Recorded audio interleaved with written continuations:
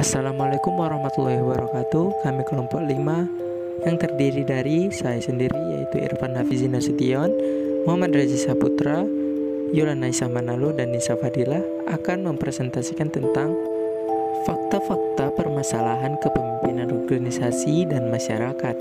Yang pertama akan dijelaskan oleh teman kami, Nisa. Masalah kepemimpinan dalam organisasi dan masyarakat. Dalam organisasi, tuntutannya adalah untuk menanggapi perubahan teknologi dan pasar dengan menjadi organisasi belajar. Pemimpin dan karyawan menjangkau luar batas-batas mereka dalam rangka untuk mengembangkan hubungan yang lebih efektif, prosedur, proses, dan penglihatan. Salah satu tantangan yang lebih sulit untuk seorang pemimpin adalah untuk belajar bagaimana secara efektif memotivasi mereka yang bekerja untuk mereka.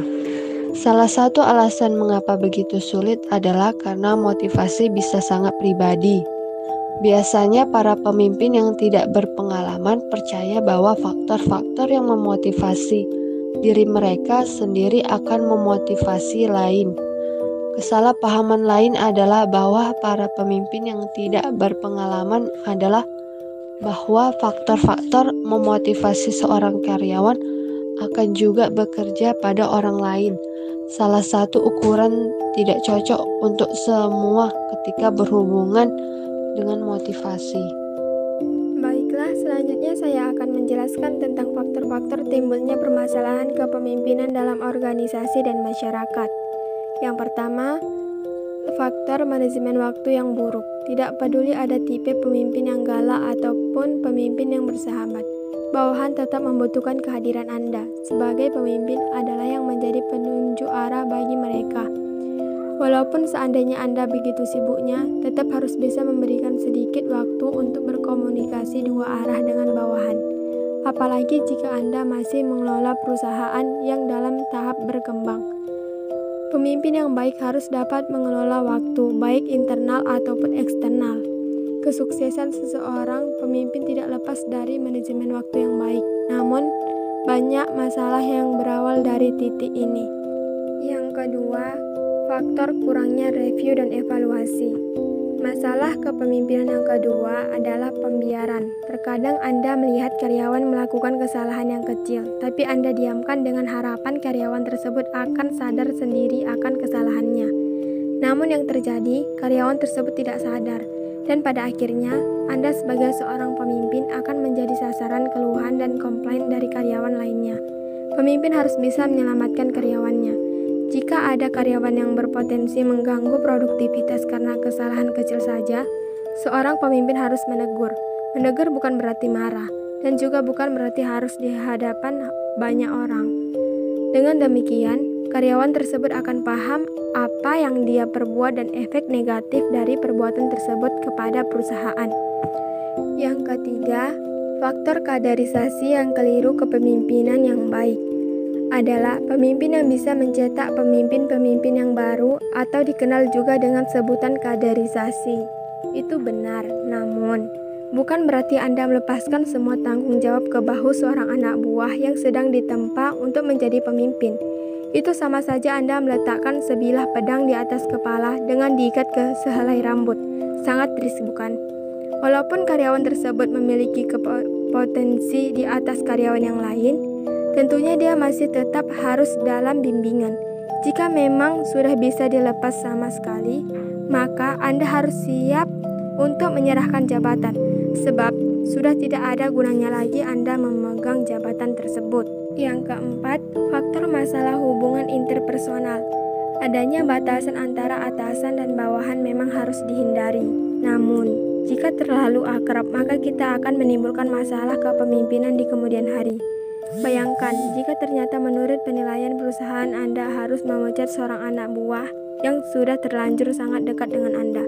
Bagaimana perasaan Anda? Apakah yang harus Anda katakan?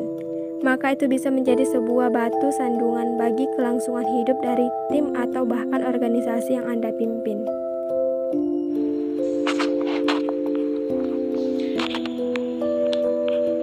Oke, saya akan melanjutkan 5. Kurangnya motivasi dalam kepemimpinan. Salah satu tugas dari pemimpin adalah memotivasi.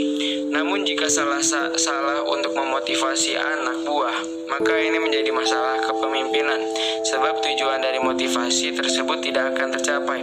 Seorang anak buah yang menginginkan penghargaan akan tidak mempan jika diberi motivasi tentang uang. 5 hal tersebut merupakan hal yang umum terjadi dalam kepemimpinan. Terkadang Anda sebagai pemimpin terlambat atau bahkan kadang tidak menyadari sama sekali bahwa Anda tidak lagi berjalan di rel kepemimpinan yang benar, sesuai kaidah, normal, dan nilai yang berlaku di perusahaan. Oleh sebab itu, kendali diri dan evaluasi sangat diperlukan oleh seseorang pemimpin. Sekali-sekali lihatlah ke belakang dan perhatikan jejak yang Anda buat. Problematika kepemimpinan sudah hampir 67 tahun bangsa ini merdeka. Tetapi sampai saat ini, pernyataan merdeka itu dirasa belum sepenuhnya tertanam dalam kehidupan masyarakat Indonesia. Masih ada sebagai masyarakat Indonesia yang belum benar-benar merasakan kesejahteraan dalam kehidupannya, terutama dalam mencukupi kebutuhan sehari-hari mereka. Bertambah lagi usia bangsa ini. Namun masa yang telah lewat itu belum mendekatkan bangsa ini kepada negara yang dicita-citakan seperti yang tertulis dalam Alinea terakhir pembukaan Undang-Undang Dasar 1945, yaitu berbunyi negara yang pemerintahnya melindungi segenap bangsa Indonesia dan seluruh tumpah darah Indonesia dan untuk memajukan sejahtera umum, mencerdaskan kehidupan bangsa dan ikut melaksanakan ketertiban dunia yang berdasarkan kemerdekaan, perdamaian abadi dan keadilan sosial. Suatu cita-cita akan dapat terwujud apabila ada usaha dan tekad keyakinan yang menyertainya. Tujuan dan cita-cita bangsa Indonesia tersebut dirasa hanya sekedar tulisan belaka, tanpa ada usaha dari berbagai lapisan masyarakat Indonesia. Dalam hal ini dibutuhkan sosok pemimpin yang mampu menuntun dan mengajak seluruh lapisan masyarakat untuk mewujudkan cita-cita bangsa Indonesia tersebut. Kepemimpinan memang merupakan suatu topik bahasan yang klasik, sudah sangat tua usia, namun tetap sangat menarik untuk dikupas karena sangat menentukan berlangsungnya suatu organisasi. Kepemimpinan itu esensinya adalah bertanggungjawaban. Masalah kepemimpinan masih tetap hot untuk diungkap karena tiada habisnya untuk dibahas di sepanjang peradaban umat manusia.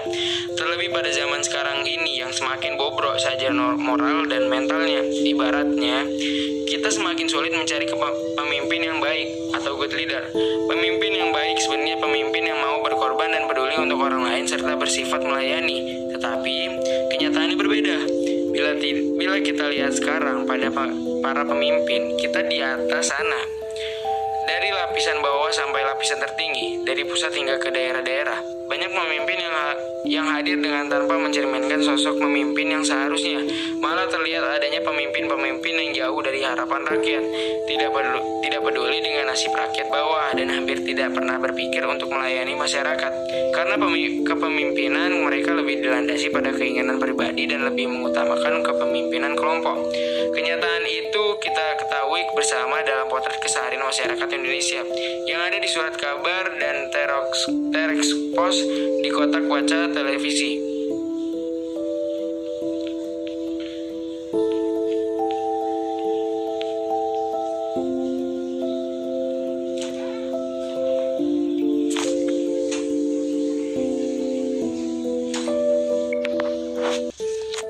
Siapapun presidennya, rakyat selalu harus rela antri minyak tanah untuk kompor mereka. Siapapun gubernur ibu kota, macet dan banjir adalah penyakit akut yang entah kapan akan musnah dari kehidupan keseharian warga kota. Masih tingginya tingkat kriminalitas yang dilakukan masyarakat dengan alasan demi memenuhi kebutuhan hidupnya. Masih rendahnya kesempatan masyarakat dalam mendapatkan pendidikan. Menyatakan bahwa biaya pendidikan yang dirasa semakin mahal saja sehingga akan menghambat masyarakat untuk mendapatkan pendidikan, terutama bagi masyarakat bawah. Penderita gizi buruk dan busung lapar pun masih kerap menghantui masyarakat Indonesia karena minimnya biaya hidup mereka dalam memenuhi kebutuhan hidupnya. Melihat kenyataan yang seperti itu sangat memprihatinkan sekali, dan sampai saat ini belum ada tindakan yang nyata dari para pemimpin kita. Mereka malah asik mempertontonkan kebolehan mereka dalam menyampaikan janji-janji belaka. Kepemimpinan yang ada hanya sibuk membangun benteng kekuasaan dengan permainan citra.